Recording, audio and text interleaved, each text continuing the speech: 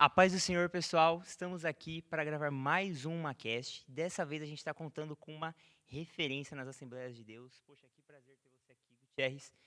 E, primeiramente, a gente queria pedir para você se apresentar um pouco, contar para o pessoal quem é você. Maravilha, pessoal.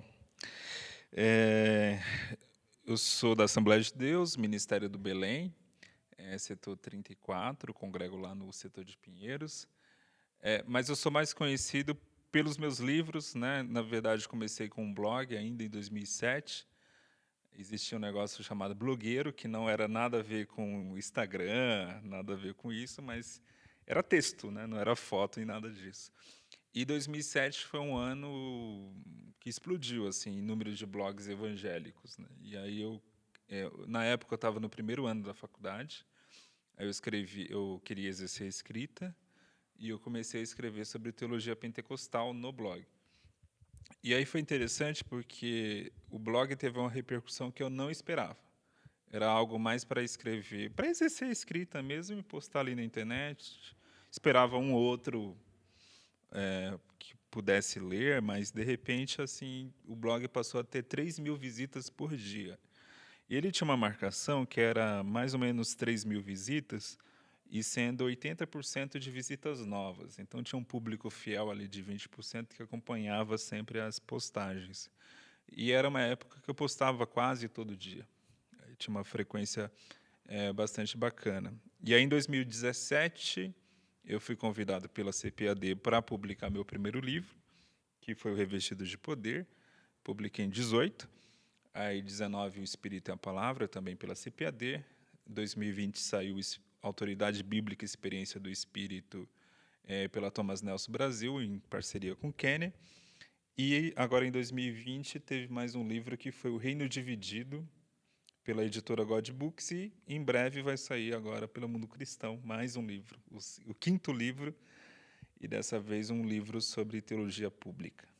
Então é mais ou menos esse meu trabalho. Estou pregando por aí, dando palestra, dando aula, viajando bastante, mas é um pouquinho um resumo aí do que eu faço. Não sou pastor. E o pastor Gutierrez é Fogo sempre. puro, né? Fogo puro. É, um pouco, então, a gente vai falar um pouco sobre teologia pública, né? Sim. Muito focado no seu próximo livro aí, a gente vai pegar uns spoilers aqui. Falar sobre evangelicalismo no Brasil. E aí, pra gente começar, fazer uma crescente aqui no assunto, até mais ou menos ali século XVIII, começo do século XIX, a gente tinha basicamente 90% da população brasileira de católicos. Muito também porque, assim, os escravos, quando libertos, eram classificados como católicos, né? Então tinha toda essa questão aí. Mas, número por número, 90% da população brasileira era católica.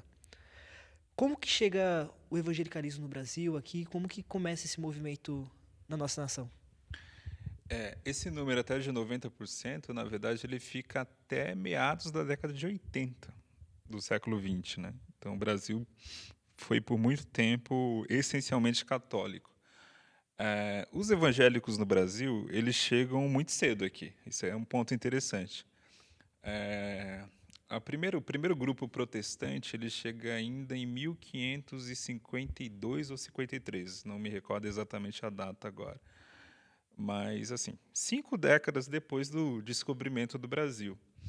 E foi um grupo de calvinistas, foi o primeiro grupo a vir para o Brasil, franceses, mandados diretamente por João Calvino. Eles se estabeleceram no Rio de Janeiro e eles conseguiram ali estabelecer uma pequena igreja protestante no Rio de Janeiro e conseguiram estabelecer também uma igreja protestante entre os índios. Isso é um fato curioso. O Brasil tem alguns fatos curiosos. Foi o primeiro país na América a ter índios, ou indígenas, a palavra correta hoje é essa, né? Desculpe o pessoal da correção linguística aí. Mas os indígenas, os primeiros na América, de maneira geral, a aderir ao protestantismo foi aqui no Brasil com esses calvinistas franceses.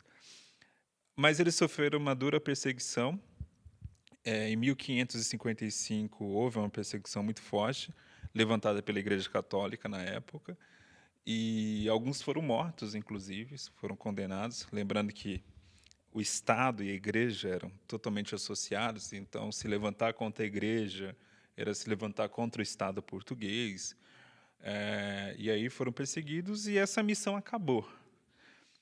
Depois, em meados do século XVII, XVIII, tem um grupo protestante no que hoje é Recife, mas ali graças à ocupação holandesa. Os holandeses eram protestantes, então havia também ali um grupo de protestantes. Também quando acaba essa ocupação holandesa, acaba também esse protestantismo ali.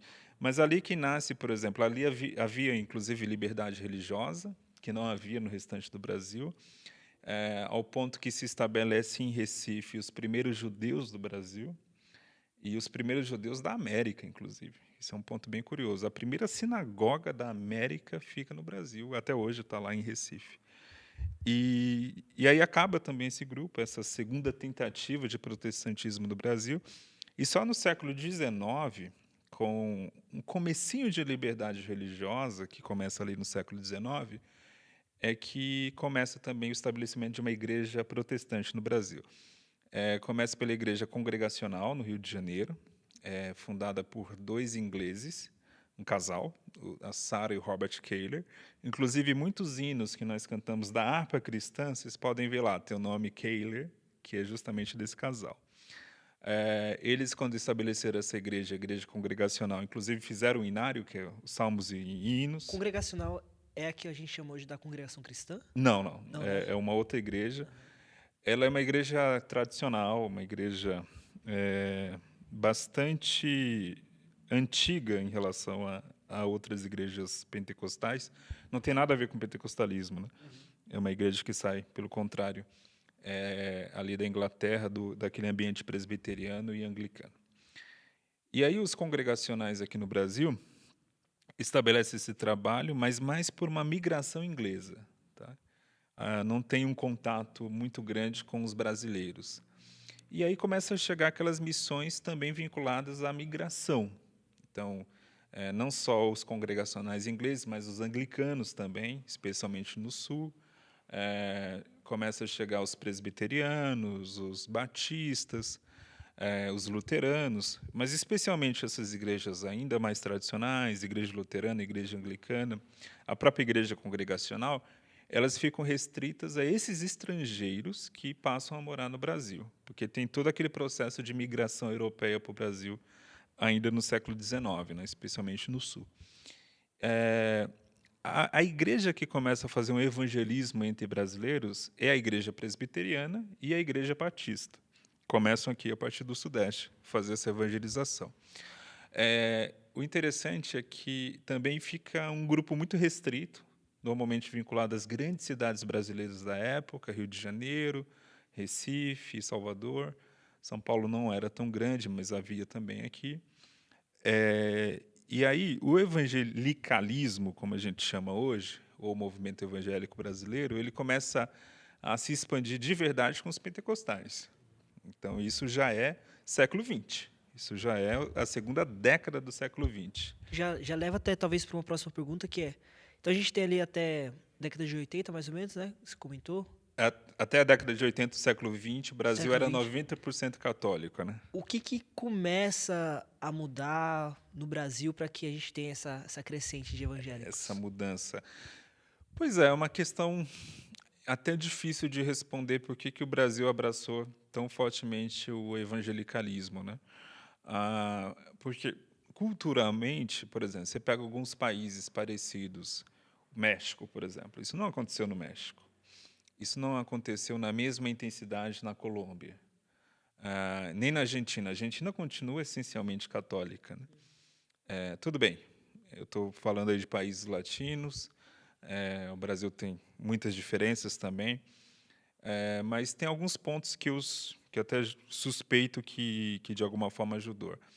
A Igreja Católica ela cometeu um erro muito grande, que foi politizar demais a sua pregação. E isso começa ainda na década de 60, na verdade, com a teologia da libertação. Então, era muito comum, a pessoa ia à igreja, década de 70, 80, aí ela queria ouvi uma palavra de conforto, tal, e o padre estava falando de reforma agrária, ou estava falando de reforma do Estado, ou de democracia, tal. Pautas importantes e necessárias, mas as pessoas não vão à igreja para ouvir esse tipo de coisa. Essa é a bem da verdade. Ninguém vai à igreja para ouvir isso. Ninguém vai à igreja aquilo que ela poderia ouvir, sei lá, assistindo talvez um programa de TV ou indo numa aula. E aí, isso foi um processo de afastamento entre o brasileiro e a Igreja Católica. E foi aí que as igrejas evangélicas conseguiram um espaço muito grande. Uma outra tese é que a igreja evangélica ela cresceu junto com a urbanização do Brasil. Então, o Brasil era essencialmente rural até a década de 60, 70. A maioria dos nossos avós, quem está ouvindo, talvez de vocês, no meu caso é verdade, eram pessoas da roça, né? Pessoas vinculadas ao mundo rural brasileiro. E esse mundo rural ele foi para a cidade, né? E esse processo acontece muito a partir da década de 60, a partir do pós-guerra. E a igreja evangélica soube captar isso muito bem, porque o cara vinha para a cidade grande, para São Paulo, Rio de Janeiro, e aí você tira um vínculo muito importante, que é o vínculo da família, o vínculo dos amigos, e passa a ter o vínculo da igreja. Então a igreja faz esse papel da família e faz esse papel dos amigos. Então, a igreja evangélica soube captar muito bem esse movimento. Foi um processo bem interessante. Isso também é um fator que ajudou nesse crescimento. E um outro fator também importante foi o próprio processo de evangelização feito pelos evangélicos. Os evangélicos, especialmente os pentecostais, sempre foram muito agressivos na evangelização. Agressivos no sentido bom da palavra, no sentido de muita energia jogada na rua, em cruzadas, em folhetinhos, né? Folhetinho, o pessoal com a faixa assim. Já ouviu falar sobre te ama. Jesus? Clássico. Isso sempre foi muito intenso, né, Sim. entre os evangélicos. Então, de alguma forma, foi uma forma também de divulgação. Não estavam na TV, mas estavam na rua ali, fazendo esse processo. E aí o Brasil, isso é um ponto bem curioso, porque o Brasil hoje, provavelmente esse ano, em 2022, o Brasil vai deixar de ter maioria católica. Talvez os católicos fechem esse ano em 49%.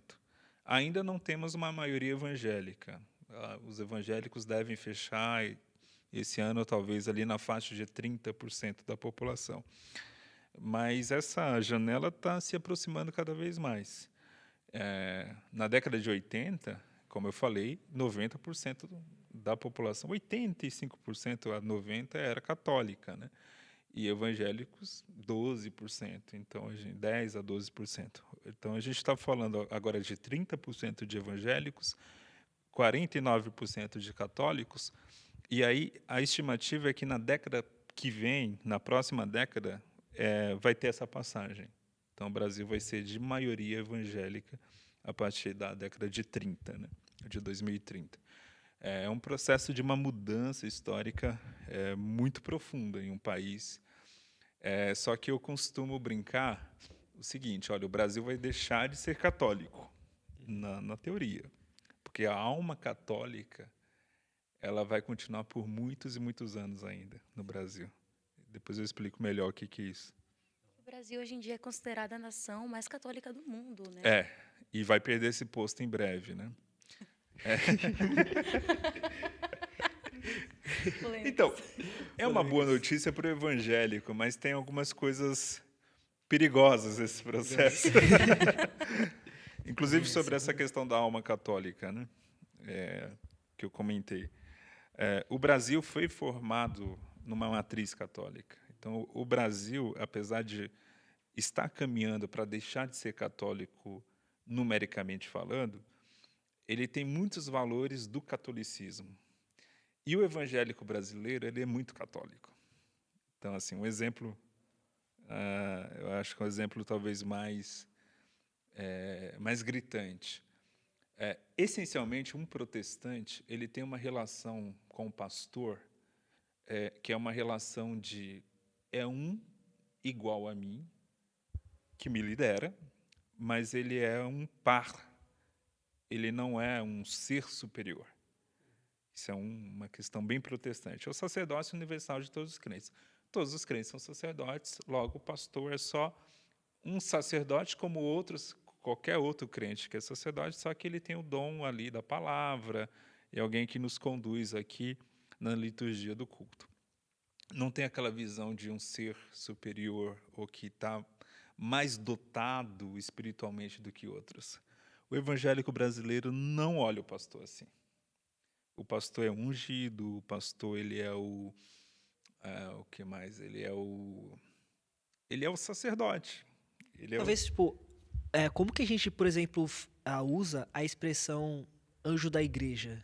Tipo, Pois é, né? pode até ser uma expressão, ele é o representante, ele é o anjo da igreja, só que às vezes a gente Tem um lado místico nisso, tem todo né? um negócio ali. Porque anjo, a palavra anjo ali, inclusive que vai em João, quando João chama os líderes da igreja de anjos, é no sentido de chamar de mensageiro, né? Anjo é mensageiro. Mas o que eu quero dizer quando eu falo que essa visão sacerdotal do pastor é que essa é uma visão extremamente católica. O evangélico brasileiro, ele olha o pastor como ele olhava o padre. Então, o padre é aquela figura sagrada, ele até se veste de maneira diferente, né? Aquela pessoa que tem uma postura que parece que é isolada das outras e tal. É claro que o pastor, nesse sentido, é até mais integrado socialmente à igreja do que o padre, né? O padre tinha um distanciamento ainda maior. Só que aquela aura de certa santidade especial também está presente. Por isso que eu falo que a gente ainda tem essa alma católica que deve permanecer por muito tempo. Hierarquia também, hierarquia na igreja. Isso é muito levado muito a sério. Somos da Assembleia de Deus, a gente conhece bem como é isso, né, de hierarquia. Só que é a única Assembleia de Deus no mundo que é assim. As demais Assembleias de Deus são congregacionais. O que é uma igreja congregacional? É uma igreja onde os membros votam. Para qualquer decisão importante da igreja, os membros são convocados em assembleia, por isso o nome Assembleia de Deus, em assembleia para que a assembleia decida. Não é a realidade no Brasil, longe disso, né? A gente tem um regime episcopal, que é aquele regime que tem uma figura central, que no caso é o bispo, que no nosso caso seria a figura de um pastor-presidente, que faz esse papel de bispo. Então, até a nossa estrutura de governo de igreja, ela é muito católica, essencialmente católica.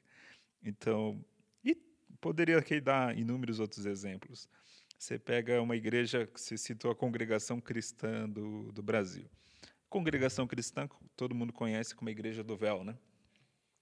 Só que o véu da Congregação Cristã não é o véu judaico, porque eles se inspiram no véu que, supostamente, as mulheres usavam no culto da igreja primitiva, que seria aquele véu fechado, que é típico da cultura do Oriente Médio. Eles usam um véu bordado, um véu mais aberto, que era o véu das beatas católicas. Então, até o véu é católico, é impressionante. Tem outro exemplo que eu gosto de dar também, é a figura da dirigente do ciclo de oração. Eita. Né? Que é essa figura de autoridade na Assembleia É o segundo anjo da igreja, né? É o Depois do segundo pastor anjo da é o- igreja. Talvez o primeiro. Em alguns casos até o primeiro. O que é curioso, porque o papel que a gente atribui à irmã do coque, a irmã do ciclo de oração, a irmã da oração, ela é uma substituta da beata católica, que é a mulher na igreja católica, que tinha uma figura também de autoridade muito grande, uma aura de santidade muito grande, inclusive a forma de se vestir, inclusive o fato de se vestir de vestido branco, é uma característica muito parecida com as beatas católicas que iam à igreja de vestido branco também, porque elas são as noivas de Cristo. O ciclo de oração antigo era assim, todo ciclo de oração antigo, é porque agora as irmãs estão mais modernas, modernosas, mas antigamente todas iam de branco, tal, isso era geral. Isso vem dessa mentalidade, por isso que eu falo assim, a gente pode até achar, nossa, que legal, os evangélicos estão caminhando para ser maioria. Mas é um evangélico assim, meia boca. É mais católico que evangélico. E falando exatamente do que você está comentando agora, Gutierrez, a gente queria perguntar para você quais são as características do evangélico brasileiro. Você está falando que a gente puxou muitos valores, né, na Igreja Católica. Eu queria perguntar em específico quais são as características do evangélico brasileiro. Eu acho que aí a resposta tem que envolver também evangélicos americanos. E eu vou explicar por quê. O evangélico brasileiro ele herda muito as manias dos evangélicos norte-americanos. E a gente pega vários defeitos deles e algumas qualidades também. Por exemplo, um desconhecimento muito grande da Bíblia. Isso é impressionante porque, em teoria, o evangélico valoriza muito a Bíblia. Quando um pastor famoso aqui de São Paulo disse que a Bíblia precisava ser atualizada, cara, foi um bafafá na internet, vários pastores, que isso é um absurdo, que isso é um absurdo, que isso é um absurdo e tal, e virou aquele alvoroço todo. Também achei a afirmação dele infeliz. Mas eu achei bem interessante olhar uns caras que atualizam a Bíblia. Reclamando da dele, atualização. exatamente. Eles atualizam sem perceber, mas eles atualizam da maneira mais bizarra possível, né? Então, assim, cara, é um nível de hipocrisia e de falta de noção, assim, absurda. Eu não estou favorável a essa ideia. Não, eu também sou crítico dessa ideia. Mas a ideia de que o evangélico brasileiro conhece bem a Bíblia e lida bem com a Bíblia é um mito, assim, porque, infelizmente, a bem da verdade que a Bíblia é muito citada, a Bíblia é muito lida no púlpito, mas a Bíblia não é verdadeiramente estudada. Eu acho que é uma característica bem marcante. Vocês entrevistaram o Vitor recentemente aqui. Acho ele hoje, entre as pessoas mais jovens, uma referência como estudioso de Bíblia. E basta ir no canal do Vitor, que é basicamente desfazendo várias pregações e ensinamentos populares na igreja evangélica. E ele vai mostrando ali no canal dele como aquilo não tem nada a ver com a Bíblia, com aquele ensinamento que é popular em músicas, em pregações, não tem nenhuma consonância. Mas isso não é um problema brasileiro, tá? Isso é um problema que a gente herda já do evangelicalismo americano. Outra característica é uma pulverização muito grande. Então, isso é da nossa herança protestante. Qualquer discordância abre-se uma nova igreja, né? Isso Um novo ministério, né? Um novo ministério. A gente conhece muito bem isso na Assembleia, né? Aquela frase de Jesus que um reino dividido não subsiste, não é levado a sério nas igrejas evangélicas. Vai dividindo. É muito dividida. E essa é uma marca, também volto a falar, não é exclusiva do Brasil. A própria ideia de plantação de igreja perdeu um pouco o foco, né? Porque hoje, o que é plantar igreja? Não é plantar igreja num bairro ou numa cidade que não tem nenhum cristão.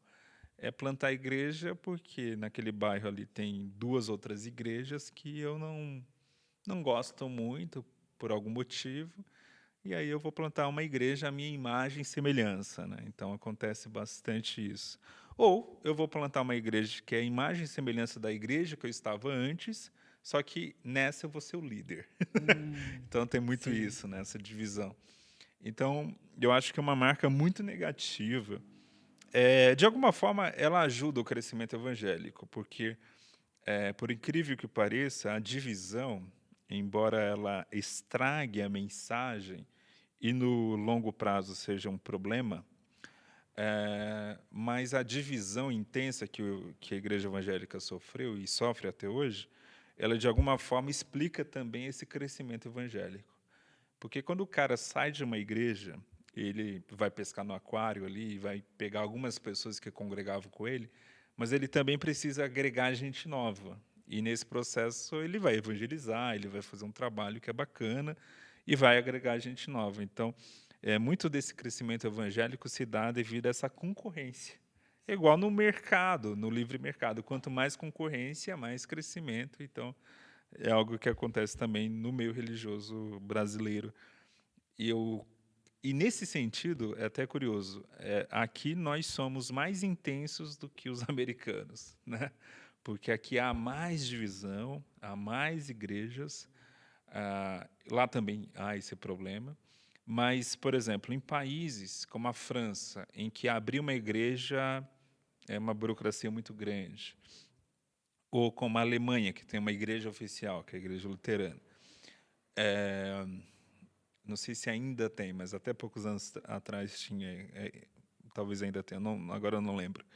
Mas países europeus, Suécia, Suíça, Alemanha, Finlândia, países que tiveram uma igreja oficial. Quando você tem uma igreja oficial e dificulta o nascimento de novas igrejas, aí naquele lugar tende a ter menos evangélicos ou menos cristãos de maneira geral, porque não há concorrência, não há incentivo, né? Então, o monopólio afasta as pessoas também das igrejas, né? Isso é um ponto curioso.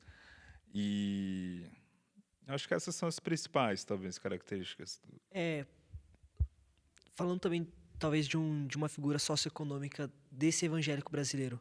Quem é esse evangélico brasileiro socialmente falando, classe social e tudo mais? Quais são essas características? E os pentecostais são maioria entre os evangélicos. Como que os pentecostais, talvez, se alocaram, na sua resposta, nessas classes sociais? Qual que é o papel do pentecostalismo, talvez, ali? Perfeito. Se a gente fosse desenhar um evangélico brasileiro, ele seria uma mulher negra ou mulata, de meia idade e moradora da periferia de uma grande cidade. Essa é a cara do evangélico brasileiro. Tá? Por quê? Porque a maioria dos evangélicos são mulheres, a maioria dos evangélicos são negros, não brancos, melhor dizendo. A maioria dos evangélicos são moradores de periferias, e a maioria dos evangélicos há muitos jovens evangélicos, né, mas vai dessa faixa ali, de 18 a 45 anos, a grande massa evangélica tem. Os pentecostais seguem à risca isso, né? E, de alguma forma, os pentecostais, o pentecostalismo nasceu entre os pobres. Isso nos Estados Unidos foi assim, no Brasil também. Diferente de muitas igrejas históricas que começaram em bairros mais centrais. Por exemplo, pega São Paulo. A Assembleia de Deus não tem uma igreja no centro de São Paulo. Assim, eu falo aquele centro que a gente chama de centro velho. Mas a presbiteriana tem, né, porque ela chegou antes e chegou em bairros mais centrais, né? As grandes igrejas Assembleias de Deus que hoje nós temos em bairros de classe média alta é porque, na época, esse bairro era periferia, né? O próprio Belém. O Belém hoje é um bairro de classe média alta. Mas, quando a igreja chegou lá, era a periferia de São Paulo. O pessoal morava ali e trabalhava no centro. Então, assim, o pentecostalismo sempre esteve associado, porque a mensagem pentecostal ela é uma mensagem que eu costumo chamar de suprarracional. E, normalmente, pessoas mais intelectualizadas, especialmente na primeira metade do século XX, eram extremamente racionalistas. Então, o pentecostalismo não casa com uma mente racionalista. Se você pega um racionalismo da teologia, por exemplo, uma figura racionalista típica que foi o Bultmann, por exemplo. O Bultmann, na década de 50, dizia, olha, não dá para crer em milagres porque isso é incompatível com a energia elétrica. Se eu tenho energia elétrica, como que eu creio que um homem pode andar sobre as águas ou que um pão pode ser multiplicado? Porque ele era extremamente racionalista. Para ele, a ciência explicava tudo. Um pentecostal não tem isso. Assim. Ele tem energia, ele quer também o conforto da tecnologia, mas também eu creio que Deus pode intervir, que Deus pode fazer, que Deus pode operar. Então, assim, de alguma forma, as pessoas mais pobres, de maneira geral, no mundo, especialmente no século XX, tinham essa visão mais aberta, né, e menos racionalista da vida. O mundo era mais encantado e tal. Então, você pega a pessoa, vinha do interior, era católico, mas aquele catolicismo brasileiro do interior, que é aquele catolicismo herdeiro da América, da Europa Ibérica, Espanha e Portugal, e também da influência africana, era um catolicismo muito supersticioso. Não pode virar o chinelo que a mãe morre, não pode fazer um monte de coisa lá, cheio de superstições. E esse cara se torna evangélico, ele se torna um protestante, assim, bem entre aspas, mas ele continua com uma visão muito mágica da vida. Então, não é agora o chinelo que a mãe morre, mas talvez falta um culto. Se eu faltar um culto, meu filho ficou doente porque eu faltei um culto. Né? É a mesma visão mágica, só que agora não é o chinelo, é a falta no culto. Né? Então, essa visão ajuda a explicar também essa adesão em massa dos brasileiros. Né? Isso é muito real, assim. Eu já... Meu Deus, aquele dia que eu fiquei doente. Pastor, desculpa. Uma coisa assim, a gente, só para talvez finalizar esse ponto, é porque é muito interessante. Mas assim, a gente tem muito de ex-católicos, e aqui talvez falando um pouco do evangelicalismo um pouco mais antigo, a gente mais para frente fala dessa nova geração de evangélicos no Brasil. O que esse católico convertido ao evangelho, ele está abrindo mão de quê para aceitar o quê? Eu sei que a nossa resposta natural é aceitar Jesus. Assim, qual que é a mensagem que fez ele dar essa ruptura, assim, geralmente? Não sei se a pergunta é clara, no sentido que já era alguém muito supersticioso, talvez traz essas superstições para o meio evangélico. Então, nesse meio termo aqui, qual que foi a chave, assim, de virada? De virada, né? Eu acho que são mais questões externas à mensagem do que a própria mensagem. Esse slogan, aceitar Jesus, é quase um slogan de... Entenda o que eu vou dizer aqui. Se alguém fizer o recorte disso, pode soar polêmico, mas é quase um slogan marqueteiro, sabe? É chamativo. É uma palavra de ordem. É um clichê quase, né? Aquela ideia fácil de pegar. Então, eu estou indo à igreja porque eu vou aceitar a Jesus. Mas o que isso significa na prática? Né? Não é aceitar Jesus como meu Senhor e Salvador. Ok, mas isso a Igreja Católica também prega. Então, assim, mas e aí, o que isso significa? Né? Aí, se você for buscar muito a fundo essa resposta do evangélico, ele não vai saber. Afinal, por que você se torna evangélico? Não, porque eu quero adorar Jesus. Não, mas a Igreja Católica também adora. Não, porque Jesus é Deus. Não, mas lá também eles falam isso. Não, porque Jesus é Senhor. Também eles falam isso. Mas por quê? Aí você vai chegar, no fundo, numa resposta. Não sei por quê. Eu só sei que eu fui e está sendo uma experiência bacana. Por quê? Porque ele não sabe, porque são fatores mais externos. É o grupo social que ele agora faz parte, que ele se sente confortável. É a esposa que se converteu e que o marido vê que houve uma mudança na vida dela muito importante, então ele fica sensibilizado. E o cara vai ficando mais velho e vê, não, acho que é importante que os meus filhos estejam na igreja para evitar droga, evitar confusão, então vou lá com eles.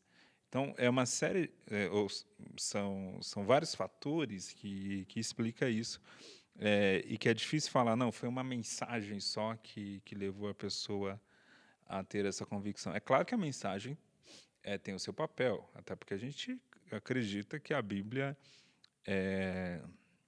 não volta vazia, que a Bíblia, que a palavra tem esse poder de convencimento por meio do Espírito Santo. Não estou desprezando isso. Eu só estou falando que esse não é o único fator que explica esse processo, tá? Porque se fosse o único fator que explicasse, eh, talvez a gente teria um número igual de homens e mulheres na igreja, e a gente vê que tem mais mulheres. Até a gente fez uma pesquisa das 10 maiores denominações do Brasil, 7, se não me engano, são pentecostais, e em todas a gente tem mais mulheres do que homens. Se fosse só uma questão da mensagem, as igrejas históricas teriam um grupo tão parecido como os pentecostais. Então, tem a questão da mensagem. É claro que ela está ali, mas ela não é o único fator que explica esse crescimento, né?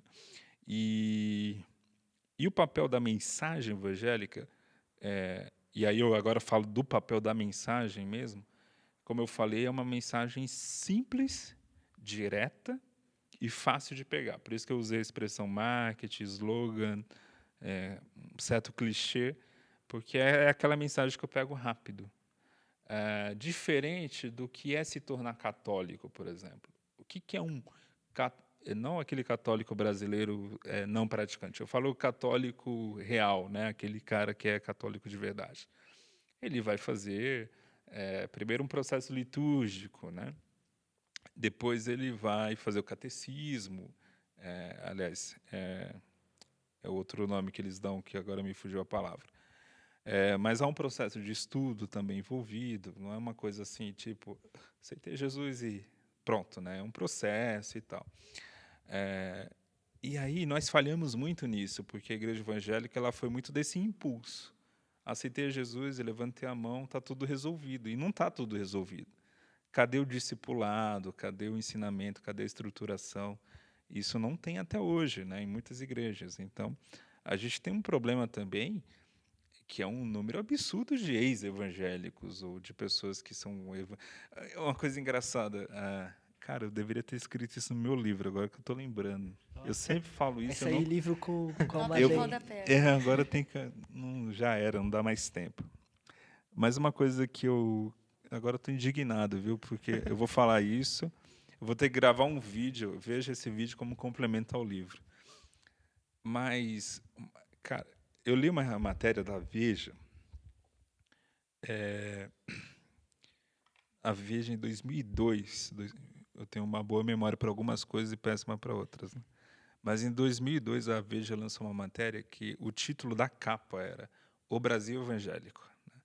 Que era resultado do censo do ano 2000 que apontava que o Brasil tinha 22% de evangélicos. E aí a Veja fez essa matéria. Eu lembro até a capa, era uma mulher orando assim, no meio de uma multidão. E nessa matéria muito interessante, falando dos evangélicos, explicando o que eram os evangélicos, lá tinha uma frase assim: diferente dos católicos, não há evangélico não praticante.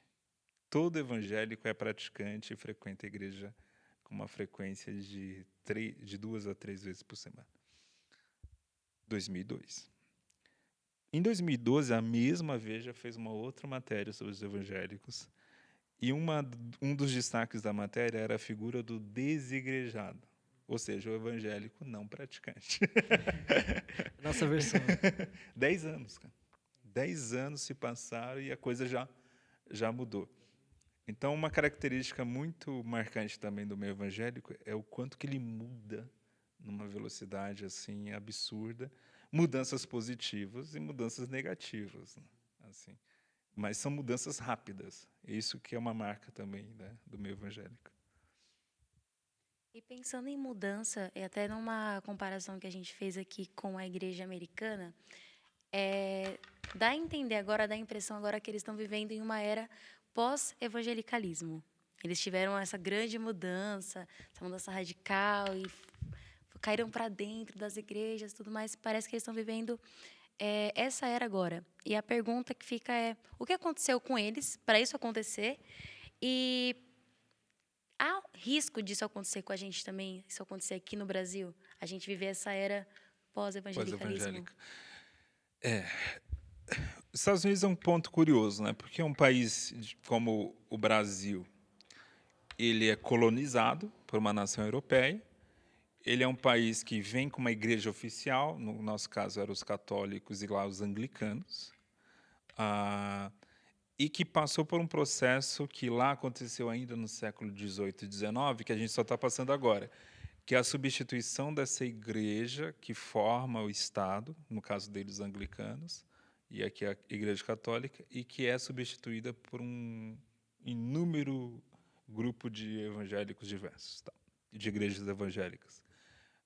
Então, esse processo, ele já passaram 200 anos, a gente está passando agora. Mas é muito parecido até na forma. E eles passaram por um reavivamento evangélico a partir da década de 80. Os americanos estavam afastados um pouco da igreja evangélica no decorrer do século XX.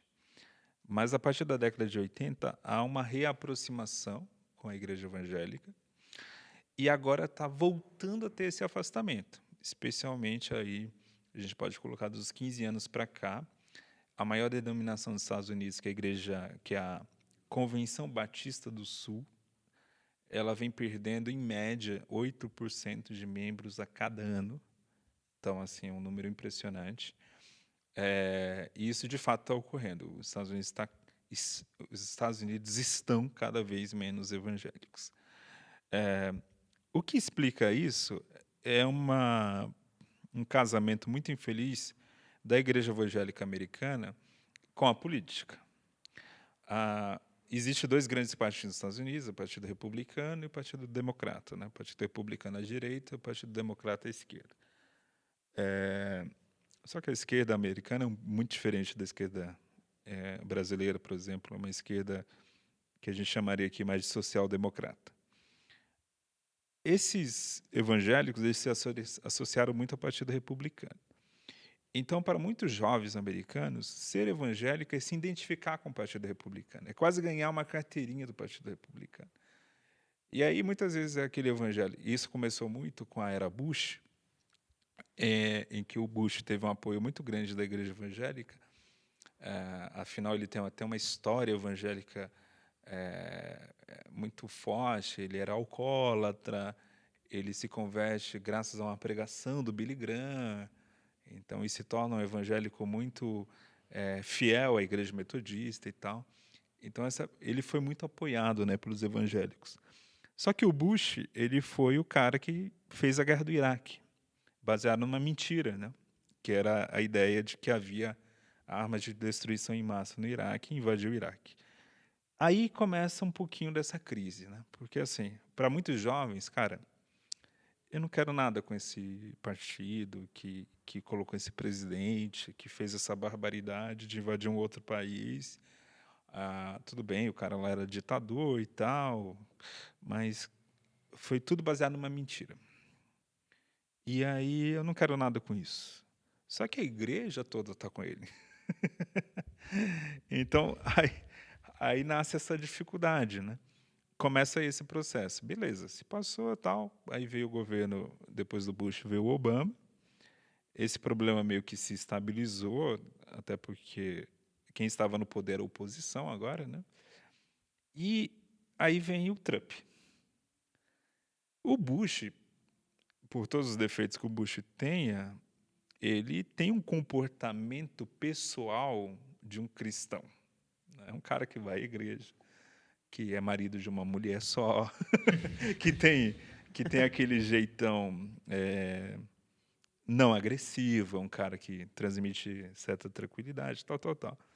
Aí vem o Trump, que é o extremo oposto disso, né? Um cara que já teve 1000 mulheres, já saiu com várias prostitutas, que comandava um concurso de Miss, que era um cara que sempre foi um cara muito estúpido, violento em palavras. E, de repente, a Igreja Evangélica Americana ela elege esse cara como um homem de Deus, né? E aí esse conflito volta com intensidade, né? Entre os jovens, especialmente. Então, a Igreja Evangélica Americana tem perdido terreno, especialmente entre os jovens.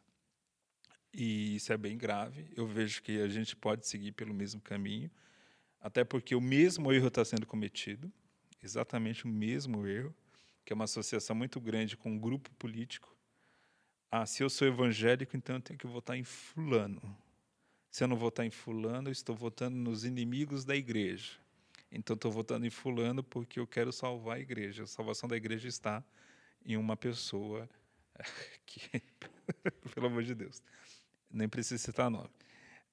O fato é que isso vai provocar estragos, já vem provocando, e vai provocar muitos estragos. Isso é um pouco dessa herança ruim que nós herdamos da igreja americana, que é fazer uma péssima teologia política. É uma teologia muito baseada no medo, isso tanto lá como aqui, é sempre baseado no medo. Nunca é uma base concreta, nunca é uma base, assim, digamos,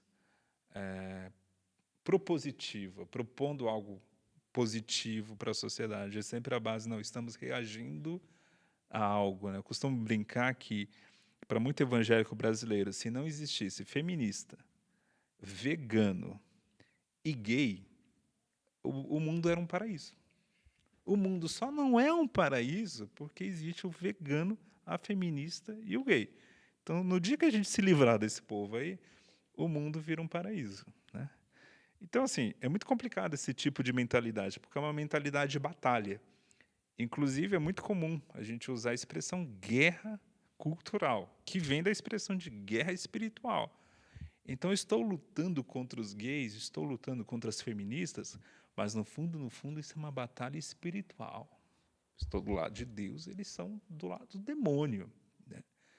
E aí, se eu tenho essa mentalidade bélica, então, é aquela mentalidade do medo e que eu vou só ver a salvação quando aquele grupo estiver destruído.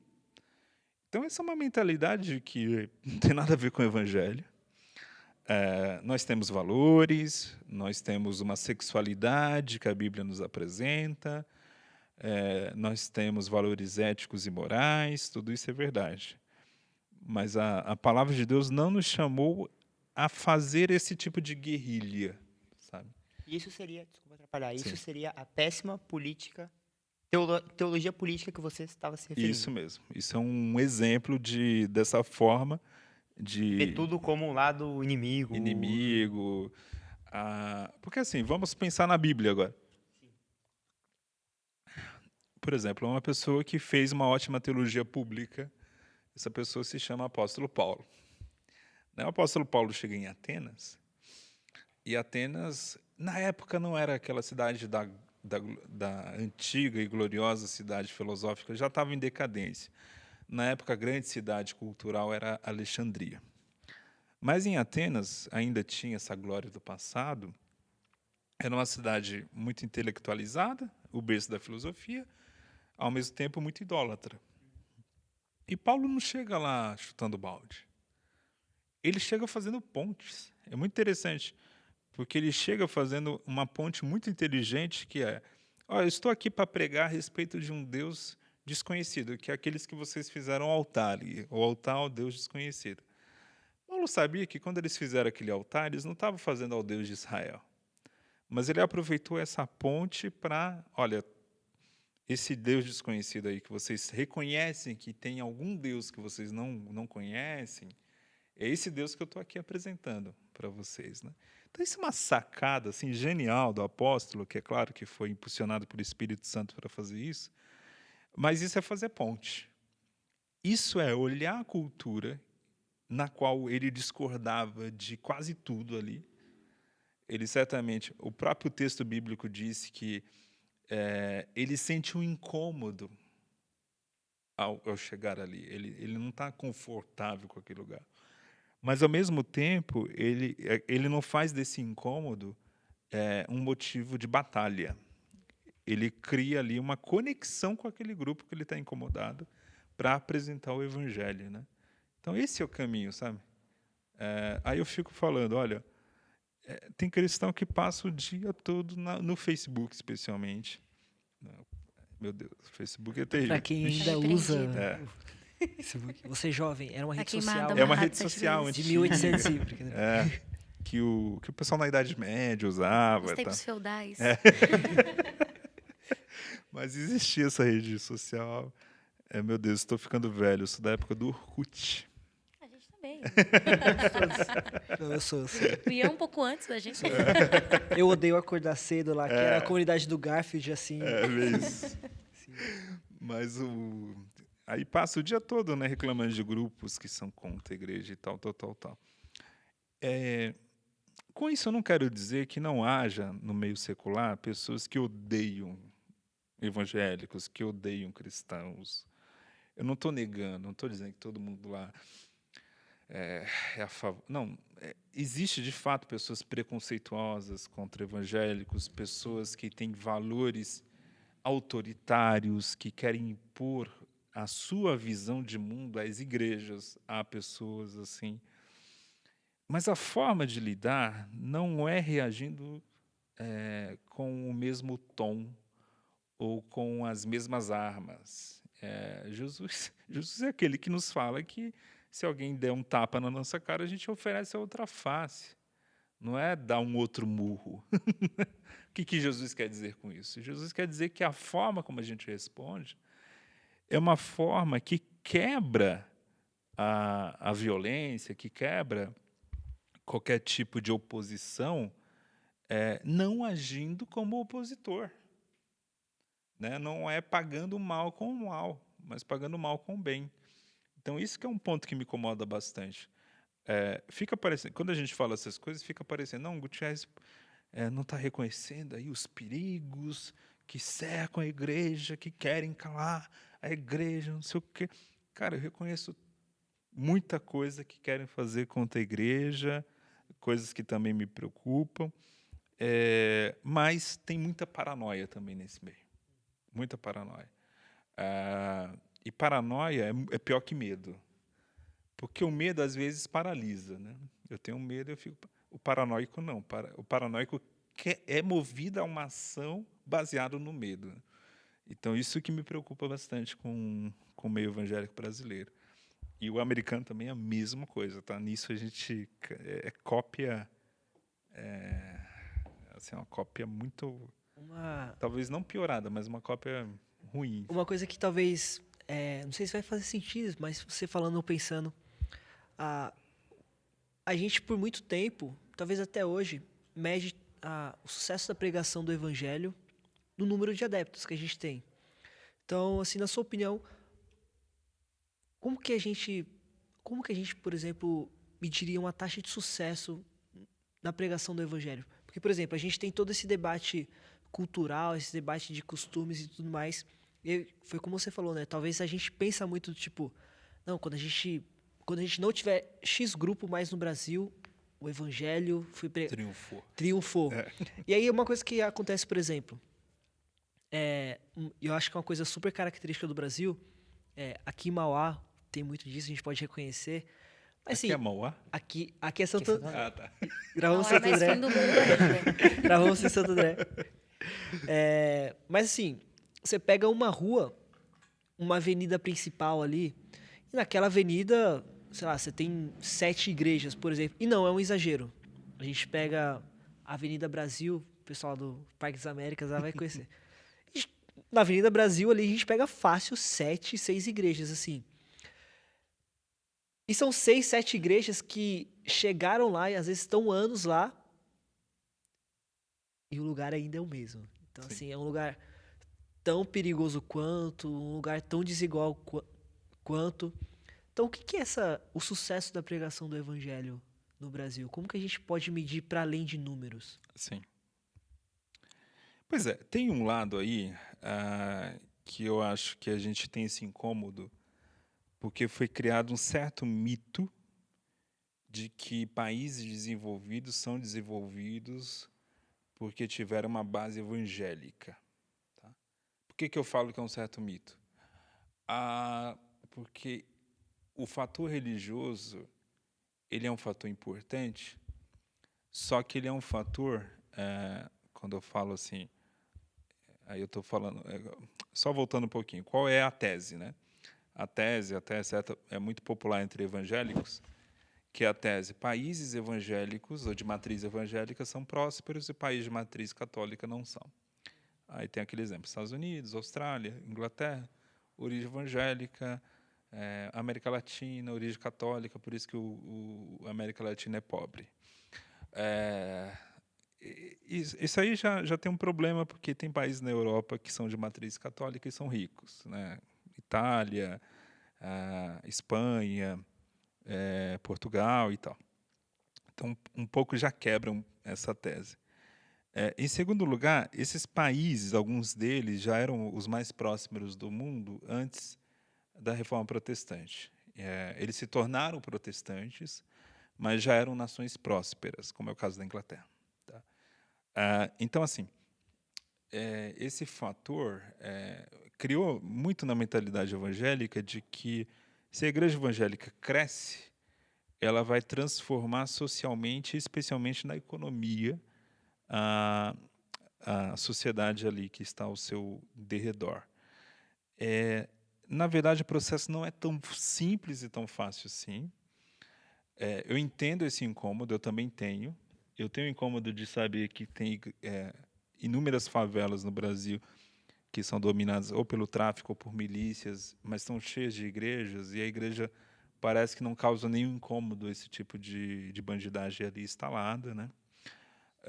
Inclusive, tem até uma relação de respeito mútuo, que é uma coisa bastante estranha, mas entendo também que as pessoas estão ali, eles estão sem arma, e os caras têm arma mais do que a polícia, né? Então é difícil. Eu não estou aqui condenando, estou falando que é estranho do ponto de vista até histórico você ver isso. Mas há outros fatores que a igreja poderia ajudar nesse processo, por exemplo, processo educacional, mas eu sou menos pessimista do que a maioria das pessoas em relação a essa influência. Eu vejo que essa influência está acontecendo, não na velocidade que deveria estar, mas em algum nível ela está acontecendo. Tá? Vou dar alguns exemplos. A questão social, de maneira geral, quantas pessoas deixaram de se envolver com vício de bebida alcoólica ou mesmo com drogas porque passaram a ser evangélicas? Isso é um número impressionante nas periferias. Quem estuda violência em São Paulo, tem um núcleo de estudo da violência da USP, que alguns estudiosos lá da USP já falaram isso, que um dos fatores que melhorou a violência em São Paulo foi o crescimento muito grande de igrejas evangélicas na periferia. Não é que elas chegaram lá com essa bandeira, vamos combater a violência. Não, o fato de agregar jovens que estavam numa gangue e agora está na igreja, ou de um cara que já era casado, mas também estava envolvido com a bandidagem, mas agora é alguém da igreja, é um diácono, é um presbítero da igreja, é menos uma pessoa por crime. Então, a nossa influência social ela é muito indireta. E está aí o nosso incômodo, a gente gostaria de ver algo mais direto. Mas, mesmo sendo indireta, ela está acontecendo, de maneira silenciosa, mas está acontecendo. Mas, por ser indireta, ela é muito lenta também. Então, isso vai levar bastante tempo para a gente ver um efeito. Porém, por exemplo, na questão da educação, o evangélico lê mais que a média do brasileiro. E lê, se eu não me engano, eu ponho esse dado no meu livro, se eu não me engano, era algo como 4 vezes mais do que o brasileiro. Então, assim, isso vai ter um efeito. Tá?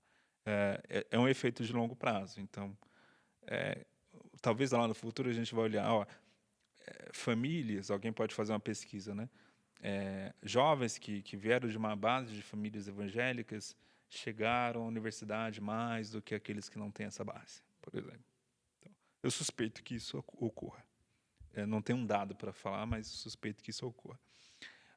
Então, essas mudanças, essa cultura do livro que há no meio evangélico, eu acho algo impressionante. Assim, é bonito de ver.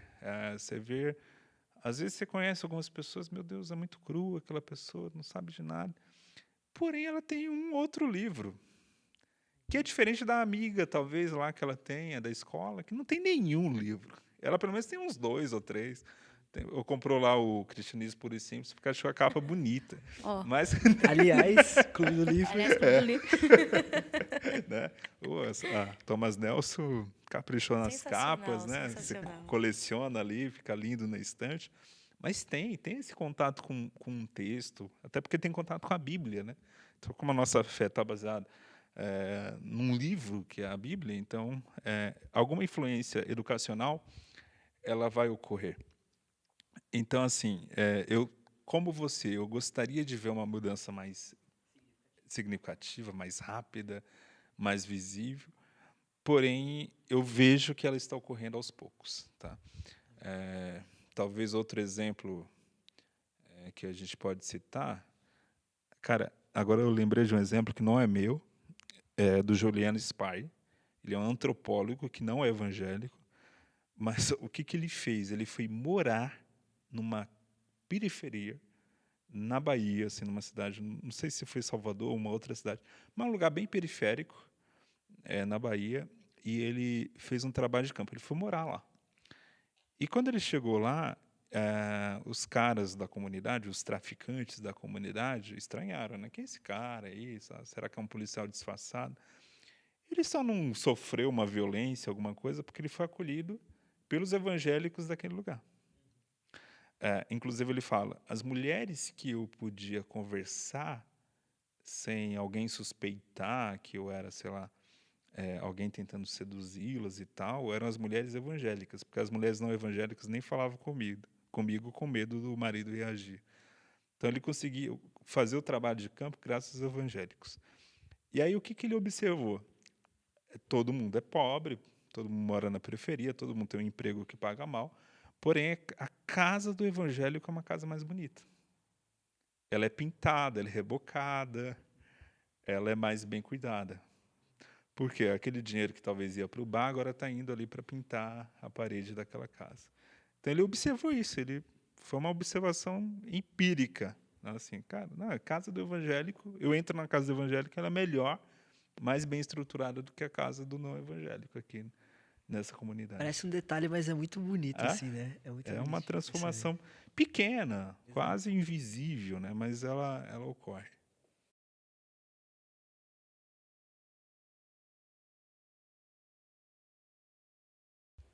Certo. Bom, tratando de política brasileira, né? E o envolvimento do evangélico com a política aqui no Brasil. Tem um artigo seu que eu li, que eu achei sensacional, que fala exatamente sobre isso. Você até me perdoa se eu parafrasear errado aqui, mas fala sobre um país cada vez mais evangélico, paradoxalmente, ele fica mais secular.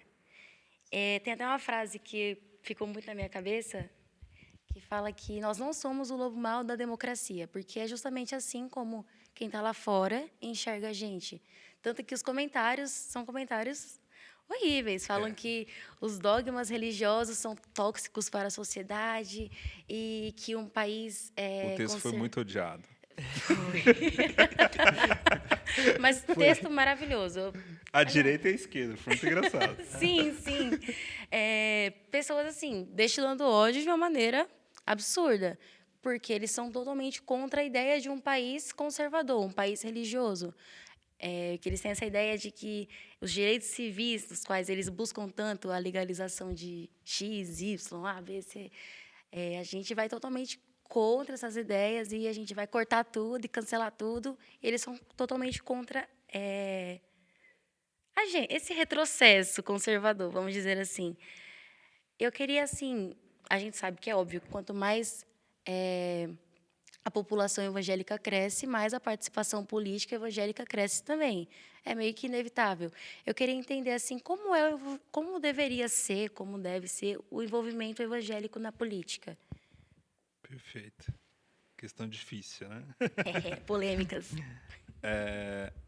Então, quando eu escrevi isso, que é a tese central do meu próximo livro, bom, é até bom falar o título, né? O próximo livro vai ser Quem Tem Medo dos Evangélicos, editora Mundo Cristão. Vai sair agora em agosto de 2022. Quando eu escrevi isso, é o seguinte.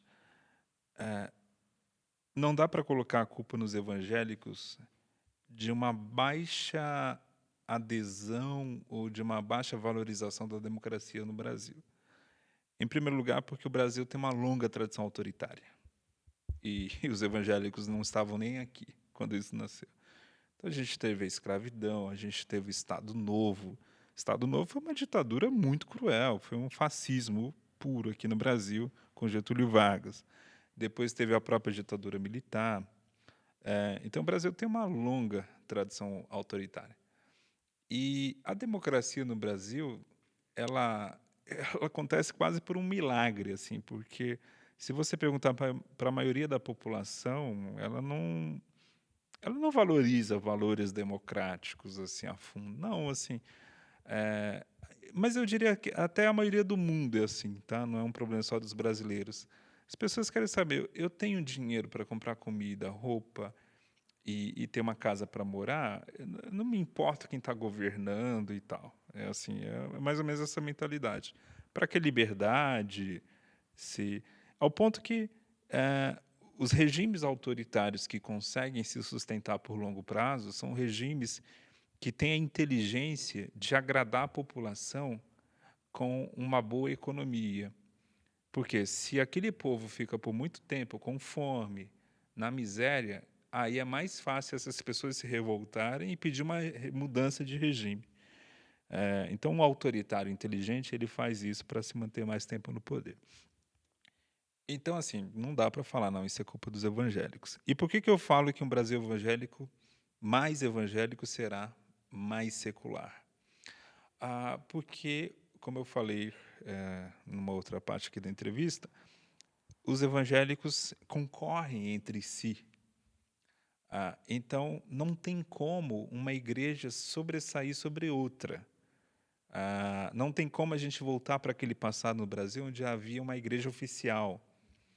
Então, é impossível você ter um totalitarismo evangélico sem uma igreja central, sem uma igreja principal e sem uma igreja que domine tudo sobre todas. Não há essa figura no Brasil e nunca haverá, porque as igrejas são concorrentes entre si. Então, é isso que impede. E, paradoxalmente, isso ajuda o Brasil a se tornar um país mais secular. Porque, a partir do momento que ele não tem, a população não olha uma igreja como o seu arcabouço espiritual como nação, como havia essa figura da Igreja Católica até no Brasil do século XX, então, quando não há uma referência central de uma igreja, ou poderia ser de uma outra religião, poderia ser o hinduísmo, poderia ser o budismo, poderia ser o islã. Quando não há essa figura central, então as pessoas passam a ter a igreja como uma instituição, como outra qualquer, não como uma instituição que é a alma do Estado. Isso muda a percepção da população sobre o papel da igreja. Então a igreja se torna, ela pode ser grande, ela pode ter influência, e ela tem, e ela vai continuar tendo, e talvez tenha até mais influência, porém, essa influência, ao mesmo tempo, é limitada pela ideia de que aquela igreja não é o centro do Estado. Tá? Então, por isso que, quanto mais evangélicos o Brasil tiver, mais os evangélicos estão empurrando o Brasil para não ter essa igreja central. Então, por isso que os evangélicos estão ajudando o Brasil a se tornar secular. Paradoxalmente, é muito engraçado. Então, esse medo que o pessoal tem por aí, os evangélicos vão dominar tudo, a gente vai virar uma grande república de Gileade, do livro Conto da Aia, que é uma série também que passa na TV, e as mulheres vão ser obrigadas a... Cara, menos. Calma, jovem. Calma, jovem. Isso aí é um tipo de paranoia, que é a paranoia que alimenta alguns evangélicos de um outro lado e alimenta também alguns progressistas e alguns jovens também desse outro lado, né? Que é esse lado dessa paranoia de um domínio da igreja. Isso não vai existir. Cara, para você reunir 2 grupos evangélicos num propósito só, é uma coisa muito difícil. Se reunir 2 evangélicos, tem 3 opiniões diferentes. Você até fala no texto que é mais fácil unir 2 partidos diferentes do que 2 ministérios diferentes. 2 ministérios diferentes. Né? É muito difícil. Assembleia de Deus fez aniversário lá, 100 anos. Cada ramo da Assembleia de Deus fez uma festa. Nem aí as assembleias se uniam, vão fazer uma única festa celebrando os 100 anos. Cara, a gente não consegue se unir para fazer um aniversário. Imagine dominar o Brasil. Não coisa. Mas, gente, estamos caminhando aqui para o final. Infelizmente, o tempo estava sendo muito rápido. Eu, por mim, continuaria aqui a noite inteira, tranquilamente. Mas não pode, gente, não dá. Mas, assim, Gutierrez, a gente queria perguntar para você se tem alguma indicação, considerações finais. A propósito, gente, sigam o Gutierrez nas redes sociais. O Instagram dele, meu Deus, Muito bom. muito bom. E Acabei não respondendo como fazer política, né? Eu aproveito a questão aqui, só para não fugir dessa resposta. Eu acho que o caminho é o equilíbrio. Equilíbrio, não omissão. Não achar, política, a igreja não tem nada a ver com isso, deixa para lá. O caminho da omissão não é um caminho saudável, porque nós somos cidadãos, nós temos direitos também a expressar nossas ideias. Expressar nossas ideias não é impor as nossas ideias. Estamos numa sociedade, então nós vamos apresentar as nossas ideias. Pessoas que não são cristãs ou não são evangélicas vão apresentar suas ideias e haverá uma negociação, como há em qualquer democracia. Haverá uma hora que a gente vai perder, haverá uma hora que os seculares vão perder, e assim deve ser numa democracia saudável. E também nem achar que a igreja precisa virar um partido político para exercer essa voz, essa influência, né? Até porque pode acontecer, e também é um processo paradoxal, da igreja ter muita influência política, mas pouca influência social. Em que sentido? Porque ela perde a sua voz profética. Ela vira uma coisa inchada, muito associada ao Estado, muito associada ao poder, está sempre nos palácios dos governos, seja uma prefeitura, o Estado ou o órgão, a presidência da República, sempre está associado a pessoas poderosas, só que ninguém mais leva essa igreja a sério. Porque virou palhaço de governante. Então, aí é algo que a gente tem que tomar muito cuidado, né? Nem com a omissão e nem com esse casamento desenfreado com o poder político partidário. Exagerado. E você perguntou que eu esqueci. alguma indicação? A indicação. Indicação indica o meu livro, né? Vai sair agora em agosto. Mas, sobre esse assunto, tem um cara que eu gosto muito, que é de origem pentecostal, que é o Miroslav Volf. Tem um livro que o Mundo Cristão também lançou dele, que é Exclusão e Abraço. Acho que é um livro que fala muito para o nosso momento. Recomendo demais. Recomendo meu amigo Davi Lago. Cadê o livro dele que estava aqui? Está ali atrás. Davi Lago tem escrito Brasil Polifônico, né, um livro interessante. Davi Lago, ele prefaciou meu livro. E é um cara que tem trabalhado bem essa questão da teologia pública, um cara de diálogo. Eu acho que é uma referência nacional aí nesse tema. E tem um livro, como a gente está num ambiente pentecostal aqui, acho que vale muito a pena vocês buscarem, que é Panorama do Pensamento Cristão. É um livro da CPAD. Por quê? Porque esse livro foi escrito por teólogos pentecostais pensando cultura. E é um livro extremamente equilibrado, muito bom. A parte de política dele é impecável. E pouco conhecido. Normalmente o pessoal queria um livro de cosmovisão cristã, não sei o que, só acha material reformado. Bom, está aí um livro que está há muitos anos já publicado, não foi recente, é uma publicação, acho eu que já deve ter 20 anos já a publicação, e é um livro espetacular. Parece que a CPAD vai lançar uma nova edição, com uma capa nova, tomara que realmente faça isso, porque é um livro que merece ser lido e estudado. Isso aí, pessoal.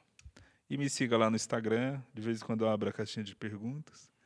Mas as perguntas, meu Deus, Continua são sempre blogueiro, as gente. mesmas. Continua blogueiro. Evidência inicial, o povo quer saber, né? Qual é a outra pergunta que o povo pergunta? Tatuagem? É pecado. É pecado. Sempre é. Pecado, Aliás, não é? a pergunta é pecado, né? É pecado investir em criptomoedas? Já recebi essa. Será? Não é? Será Bitcoin caindo aí, ó. Você que investiu. É cada pergunta. Não vou nem dizer aqui para vocês. Mas tem muita pergunta boa, então apareça lá e faça uma pergunta boa. E para a gente finalizar assim, daquele jeito, pensando nessa questão de como o mundo enxerga a gente, qual seria o seu conselho final para nós, jovens cristãos? O que a gente pode fazer? Uma mensagem de esperança para a gente melhorar um pouquinho mais, né? Uma vergonha na cara. Pois é, eu sou muito otimista. Até demais, assim. Eu estou muito feliz com o que eu vejo na nova juventude evangélica, assembleiana. Eu acho que devemos aprofundar isso que nós estamos fazendo aqui, por exemplo, conversas como essa, estudar mais, ler mais sobre esse assunto, lembrar um princípio bem protestante que vocação não se exerce apenas na igreja. A vocação pode ser qualquer coisa que você trabalhe. Seja você um cara que é, sei lá, pedreiro ou advogado, você deve manifestar o seu cristianismo onde você estiver. Ser sal, luz. Você só pode ser sal no meio, do alimento, né? Você só pode ser luz no meio da escuridão. Então, você precisa ter esse contato com o mundo, não é fugir do mundo, mas ter esse contato sendo essa influência positiva. Então, essa palavra que eu deixo, esse conselho que eu deixo, não ache que o único projeto que Deus pode ter para um jovem é ele se tornar missionário, pastor ou cantor evangélica com CD gravado. Pode ser também, pode ser que esse seja o seu chamado, mas a maioria não vai ser. E a maioria que não vai ser, entenda que o seu chamado é médico, é advogado, é engenheiro, é youtuber, trader, não importa.